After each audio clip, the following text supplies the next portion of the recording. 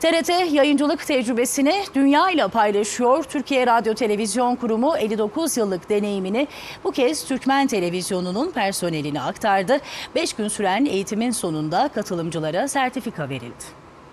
Habere giderken bazı kontrollerimizi yapmamız gerekiyor.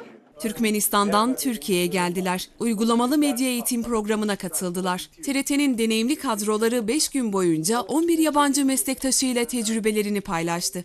Kameramanlık mesleğini sizlere elimden geldiği kadar anlatmaya uğraştım. Çok güzel geçti. 6'dan sonra 9'u tercih etmiyorum ben. TRT'nin üstadları ve tecrübelerini bize aktardılar.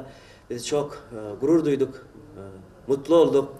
Eğitimler 17 Temmuz Pazartesi günü başladı. Türkmen Televizyonu personeli yeni medya, video çekim teknikleri, haber üretiminin aşamaları ve animasyon alanlarında eğitimlere katıldı.